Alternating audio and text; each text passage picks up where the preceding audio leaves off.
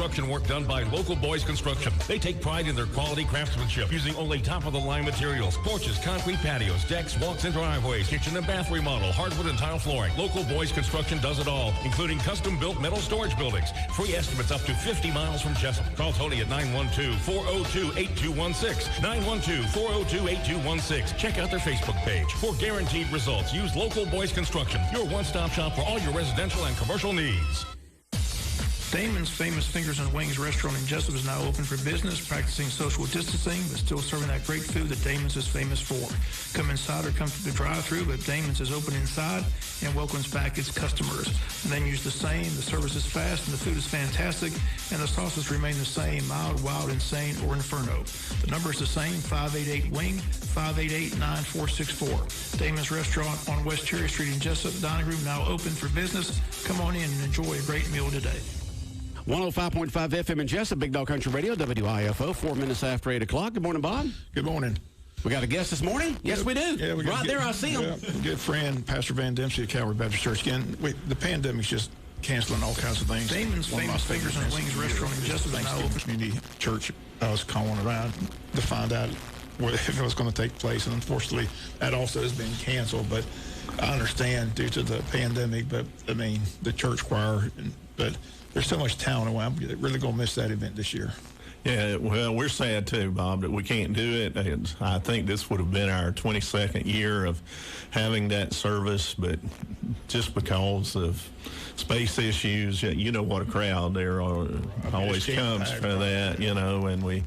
there would just be no way with a choir and spacing, and so Could you space out if you did it like at JC Stadium? Well, you probably could. You see these stadiums are roped off. You know, you can sit here, but you can't sit there. Sit here, can't sit there. I know you can't have it in a church because I don't care what church it is around here. You're not going to get, because you're always packed. Right. But it's just a shame that the Thanksgiving service is not going to be held. Yeah. Well, but so many things like that. Christmas parade's not happening here in Jesup, or Scriven, or all that stuff. Right. It's just another casualty. It is. There's a longer list of events than one guy that's gone by the wayside. But I'm just curious, you're a pastor of church. Just curious how you're dealing with the pandemic. I know at one time you were doing just pure virtual masses, but now you're back to having people there. So how's that working out?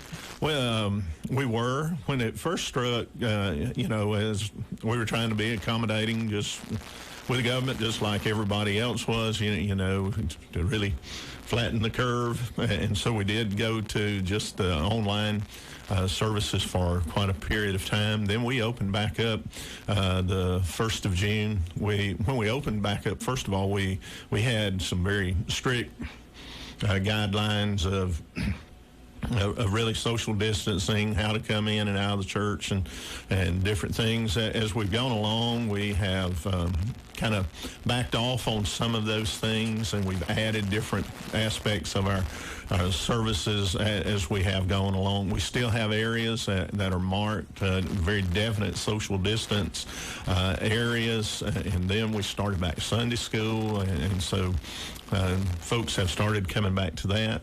And, of course, not where we were before we went out, but our numbers are doing pretty good. We were able to have baptism this past Sunday, and we were grateful to do that. So, like I said, we're just kind of adding some things along and along. And what we are really finding out is that the people themselves, they are making those decisions.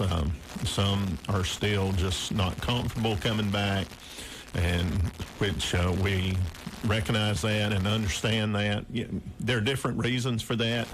People have elderly parents that they're taking care of, so they're being very cautious about things. But then we have some that they were just ready to be back in church. They're coming, and we're grateful. We've not added a choir yet, and some other things we've not added yet, but we're just kind of coming back to as much normalcy as we possibly can at this time. You mentioned the baptism. That's something that is done in church. What about wedding? Are people still getting married, or how about weddings? How's that been affected? Well, we've not had a wedding at the church now, so we have not, and actually, it was only about a month ago now that we really had our first funeral at the church too. So so that was our first experience with that. But now folks came out to show support and love for the family during that time. So, but like I said, as far as an in-house wedding ceremony at the church, we've not had one. Now, that's the one thing that to me has been the saddest thing we just mentioned a while ago off there. You know, people can't go visit people in the hospital. Funerals, you know, are limited on who can, you know, I had that with my experience with my father who passed away earlier this year. It was just family only, no relatives, no guests, no neighbors, no, I mean, it's tough, you know, because you feel like you're missing out, you know.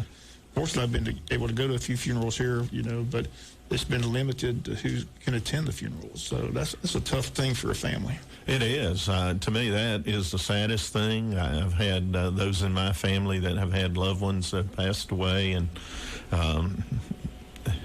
some of them were alone during that time. They just, and to me, that is just so sad. If there's a time you need your family and love and support around you during a time of sickness and death, is the time that you need those, to me. So that has really been sad. You know, I'm curious, you're a pastor, you have a congregation come in, you know, so what's your, you know, with Thanksgiving coming up, you know, you hear the national news people telling people, they're advising people not to travel, not to do this, not to do that. Do you have a message you give, or how do you do, you know, where do you go with that? Well, with that, I really don't see how they can say that you can't get together with your family at Thanksgiving time. I don't see how anybody could really tell you that. I know that it's kind of been, to me, what I hear is like the church. Some families are not getting together as much as they have in previous years. Some are definitely just going ahead with things. And there again, to me, holidays, some of these things, that's when you need your family. I know just the things that I've heard, and I'm sure that you've heard them as well, that there have been, during this time, a lot of things, it has impacted folks mentally in a lot of ways. For every action, there's a reaction to something. There is. If you keep people away from these social events, from family, from funerals, from weddings, from sickness and stuff like that, then you start affecting people mentally, which starts affecting them physically. You just can't look, we got to keep them apart because of COVID. You've got to take a look at all the consequences that go with it. And some people don't do that. Right. And you see it as a pastor. Right. I do. And you can just see that it wears on people. You really do. And especially when you have some of the elderly, that they are just by themselves, you know, with just very limited contact. Human beings are social creatures. They are. We are social creatures. And for us to be forced or whatever to be apart from each other is affecting us mentally. You read article, you hear article, you see article after article about this, how it's affecting people mentally. You do. It is in every way. Of course, the economy was impacted. We know that with all the shutdowns, but these mental issues, I think I've heard in talking with different ones, some it has, in their spiritual life, it has impacted them. They've struggled with some of this, even, you know, and they've worked through it. Then I've heard others say that this has allowed them the opportunity to spend more time with the Lord, be in the Word of God more, and it's been a time where they've really used it to grow. But then others, you know, it's kind of really sidetracked them a little bit, and they are so thankful to be able to come back to church and start doing those things. Right. And so you're just all over the place with people, you know, of how they react, how they respond, you know, to it. So, well, I like to see the government try to keep families away from each other during the holidays and see what happens. You know, it ain't going to happen. If you want to be with family, people are going to be with family. They're going to be with family, and you know, you're not going to tell folks what they can or can't do inside their own homes. I agree with you on that. I think families are going to make that decision, and And like I said earlier, some families have those family members that are very vulnerable, so they are making that choice. But it's them making the choice. It's not them being mandated. Yes, that they cannot do those things. So. It's like when I go over and visit with my dad and his wife. He's upper 80s. Right.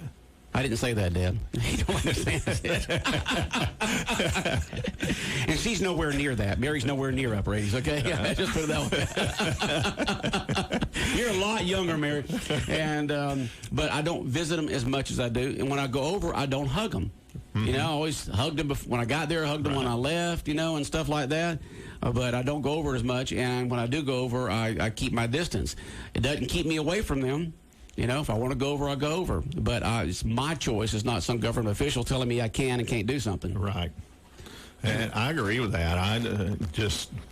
We still have liberties here, and religious liberties as well as individual liberties, and those are still in the Constitution. And so, I think we ought to still be able to take care, have the privilege of doing those freedoms that are given to us by the Constitution. Pastor Van Dempsey in here from Calvary Baptist Church. Bob? The Georgia Department of Public Health releases these data statistics on, COVID's around Wayne County. You and your wife both had experience with COVID. We talked about it's a strange virus because it affects people in so many different ways. Some people really have a tough time with it. Some people wind up in the hospital. Some people passed away from it. Some people, it's like a common cold. They don't really have symptoms. How about you and your wife? What kind of experiences did you have with the disease? Well, me personally, I never ran a fever. I would have just marked it up to a sinus infection almost. I especially would a year ago. That's what I thought I would have had. I went and had the test, and then they told me that I tested positive, and I said, really? I just really didn't think that there was any way that I had it. Now, there were 2 or 3 days where I was a little more tired and stuff, but all in all, I made it through. Now, Rhonda, she was a little more. She ran fever. She had the real fatigue. You hear a lot of folks talk about the fatigue. How it just zapped them, drained them. Yeah, she had that for several days. Now, her fever was never real high. Thankfully, she was I never, other than doing things, we did the zinc, the vitamin C, all of the things that they recommended. We were on that. Now, she did get some extra medicines, and that helped her through that. But other than that, we did well, really. Our grandson, who's 8 years old, he was diagnosed with it. He kind of had some stomach issues and ran fever for a couple of days or so. Then he was fine. Then on the other hand, we have folks at the church, different ones who have had it. Some had symptoms very similar to what I had, some a little more severe.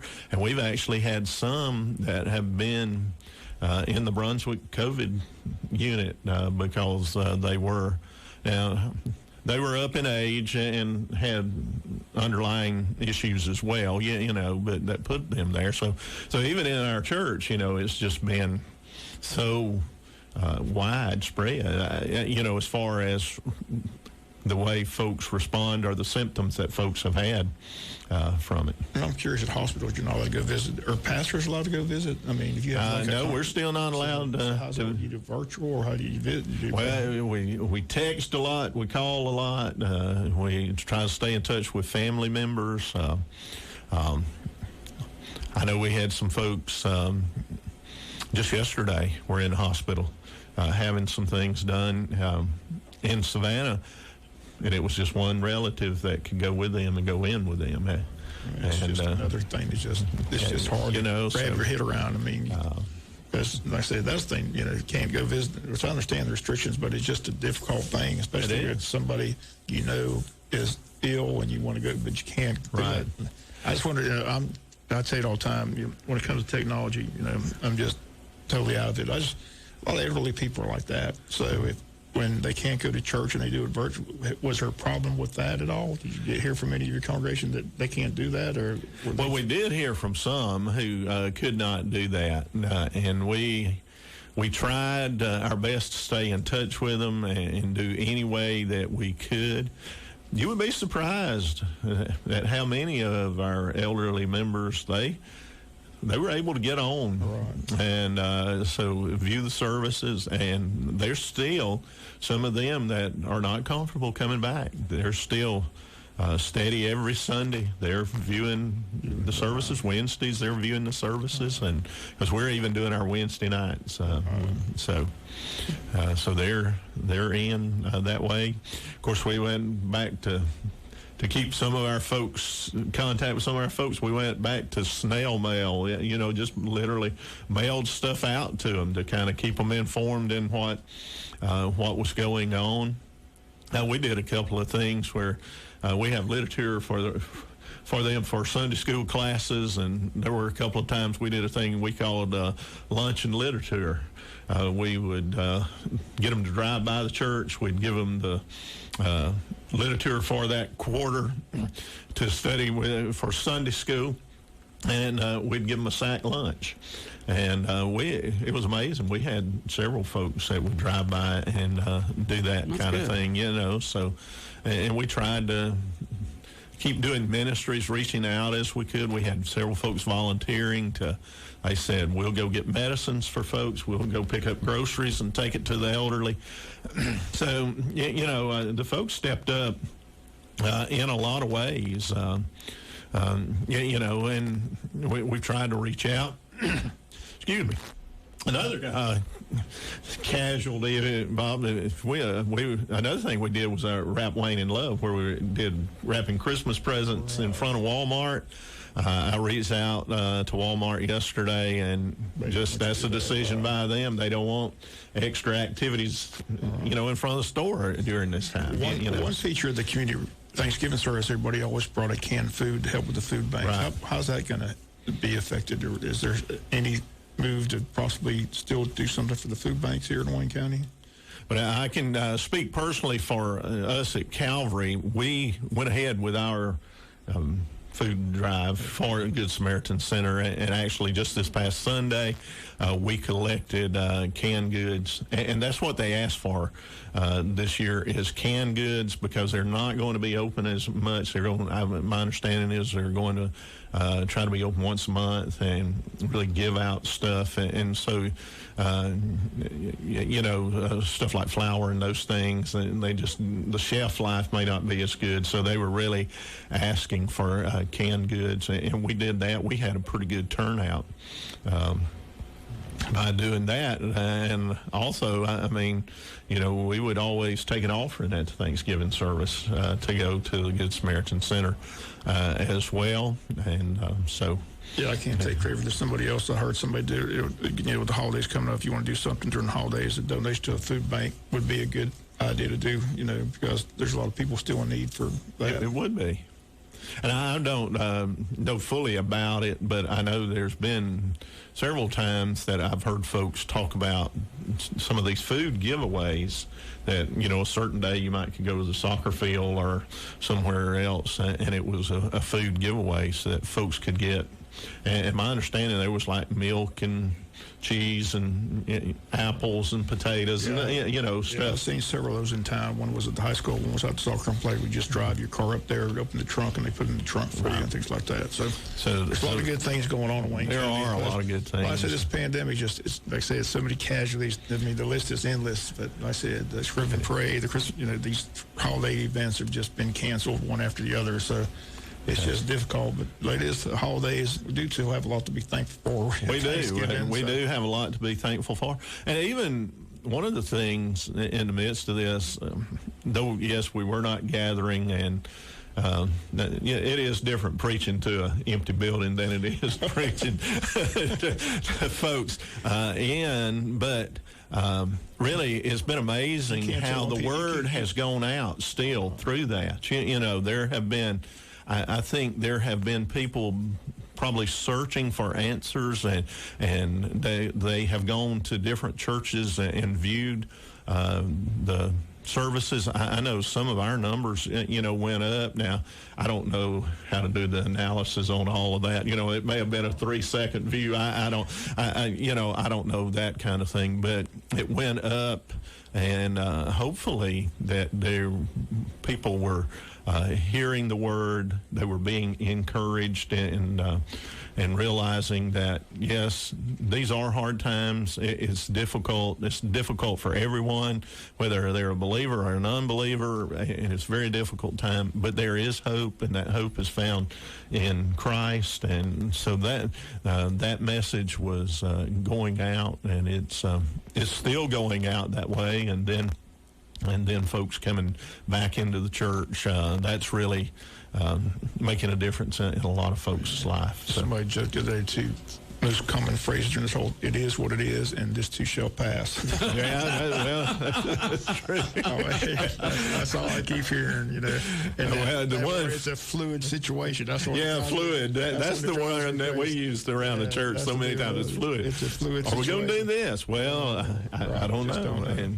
And of course, I know there have been churches that have gone back and had their services, and then they've had to back off again because they just had so many cases in that. I got a preacher friend in Valdosta. I know he had gone back, and he was. They were just really getting back up to their numbers, and then they had it, and they had to really go cut way back. The good news is we had Congressman Buddy Carter on here talking about the vaccine. I heard it again on the national news this morning that, the continually good news coming about that vaccine is right around the corner. So hopefully they can get out quickly as soon as they get that ready to go. So hopefully that'll help with this pandemic as well. I hope so. I think it'll give folks peace of mind.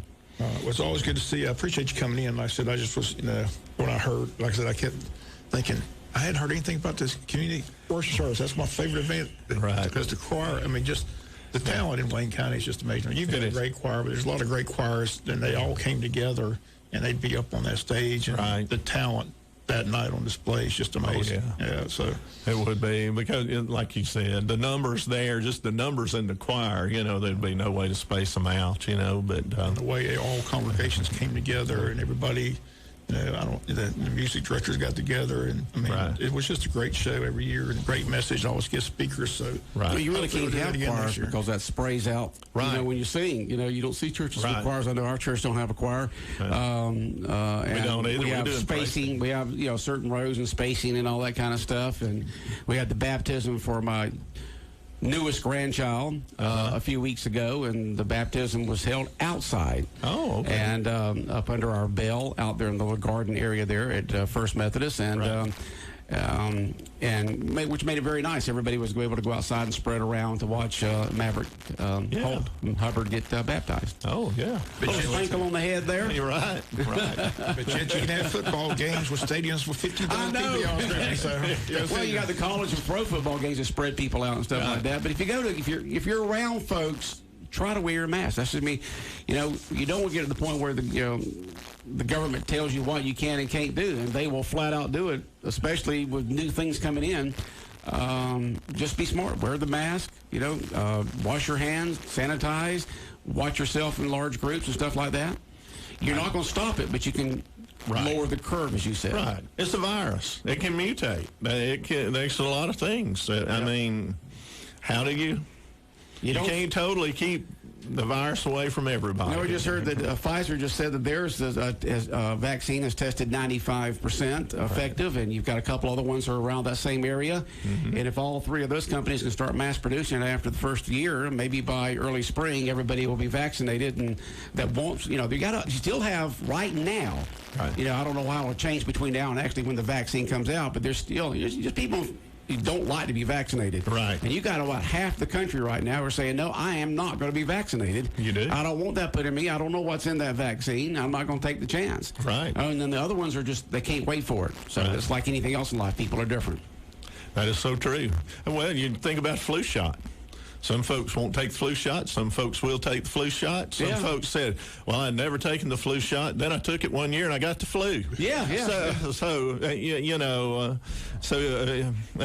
dealing with viral things, and there's no, for sure, one thing that you can say about them. I just can't wait till the vaccine is out there in full force, and so people can take it, and the country can get back to somewhat of normalcy. Right. Where you can have the weddings, and you can attend your family's funeral, and you can go visit your friends and neighbors and family in the hospital, and when you can go to sporting events and not have to worry about a virus being spread because people are yelling and screaming. You can get the choir back in church. Right. You can go up there and hug people and get back to the social beings that human beings are. Right. I look forward to that day too. Yeah. And I say, even in the face of all that is going on with the virus and in our world, there is still hope, and we find that hope through the Lord and through Christ, His love for us, Him coming and dying on the cross and being raised from the dead. That gives hope. Yep, and as crazy as things are with Thanksgiving, there's still a lot to be thankful for. A lot to be thankful for. We still live in the greatest country right now. We still got those freedoms right now, and hold on to them. Yeah, that's the thing. Hold on to them. Hold on to them. That's right. You're right, Butch. We need to. They'd be a lot better if they would suggest things. But when you start mandating things, that's when people just start balking and saying. Yeah. We were talking a little bit earlier about over in England, where they have passed some regulations recently where you cannot have congregation in churches. And saying you can't, not suggesting, but saying you can't. And this one pastor said, no, this is the Lord's house. If my congregation wants to come in, they can. Right. And the police showed up and barricaded the doors where the congregation couldn't go in. I like to see that tried here in the South United States. Yeah, I don't think that would get far. It would go. I really don't. It may work over in England, but you're not going to tell folks to stay out of the Lord's house. You can suggest to them. You can say it's not a good idea. The congregation, just like back in the spring or late winter and early spring, said, no, we're not going to meet because of the suggestions from the government. Right. But to have officials stand out front and say, you cannot enter the Lord's house and then stop you, that would, you're talking about an upset electric out there. You're talking about upset public out there if they figured they cannot go into the Lord's house if the pastor says it's okay to come in. Right. I agree with you. You're going to have an upset group if that happens. And just suggest. Right. That's what among pastors, it's one thing, because we got a lot of questions about that. We had those folks, we shouldn't shut down. We ought to just keep going to church, know. And our thing was, and I talked to several pastors around, we were looking at it, we're doing this for the safety of people. And they're saying if we get past a certain period, that will take care of it. But now, if you start coming and telling pastors that they cannot go in and they can't preach the gospel, just like you were saying, then that's going to be a different thing. I think you'll get a different reaction. Oh, yeah, when you tell out of pastors and churches, like you said, when you start just really mandating stuff like that, then it will be very different. And hopefully that won't happen here in the United States. There'll just still be suggestions and stuff like that, and pastors and the church elders will make informed, intelligent decisions for the congregation and for the safety of the congregation. But when you flat out just tell somebody, it's like, somebody out there, don't tell me what to do. Ask me to do anything, and I'll do it for you, but don't tell me I've got to do something. A lot of people don't like that. Right. Well, I don't know if you followed out in California, one church out there, John MacArthur is the pastor of it, and they have really, the government there is really trying to shut him down. And they just went back in, and he started, and people just started coming. The numbers were small, and then they got bigger and bigger. How do you tell people that they can't come? And that's all he was doing. But his church has been sued and stuff about different things. Well, that's California for you. Things, but which gets concerning because when you watch and see that happening in other states.